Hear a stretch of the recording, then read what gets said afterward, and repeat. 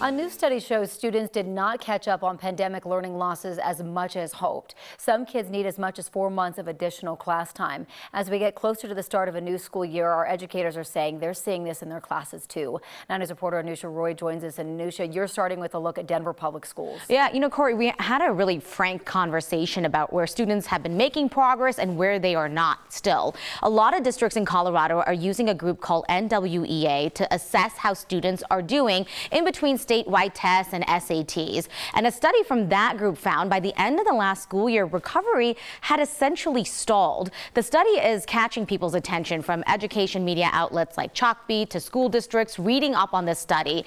And that's because it shows that it would take the average student a little more than 4 months of additional schooling to catch up on reading and another 4.5 months in math. When we chatted with Denver Public Schools, they said that is matching what they're still seeing in their classrooms. The district says it's seeing some of the largest gaps for middle school students and that their efforts are focused on catching up kids on everything from academics to behavioral skills as well, all while dealing with staffing issues. So now for this upcoming school year, they're really hoping that they can scale up programs that were showing promise this last school year to help them out.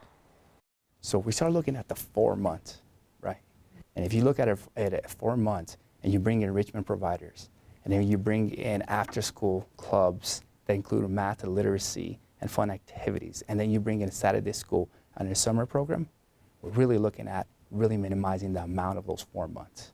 So DPS is expanding its Saturday school program. They put out an invitation to schools that had some of the largest gaps and keep school open on Saturdays. It's not mandatory. It's not like people are getting in trouble. It's actually an invitation, and hundreds of kids have been showing up to this. And that's where they're really getting that smaller group, more focused tutoring. They're also going to be expanding that program from 10 schools to 22 that have signed up this year, with the goal of reaching 38 schools this year as well. And this program is interesting. They're working on expanding a program for affordable after-school sports clubs for elementary school kids, because that could be another incentive to actually show up to class.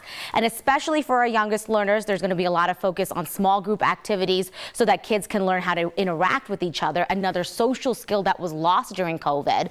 We're going to be getting our statewide numbers on specifically how Colorado kids are doing. That is coming down on August 17th.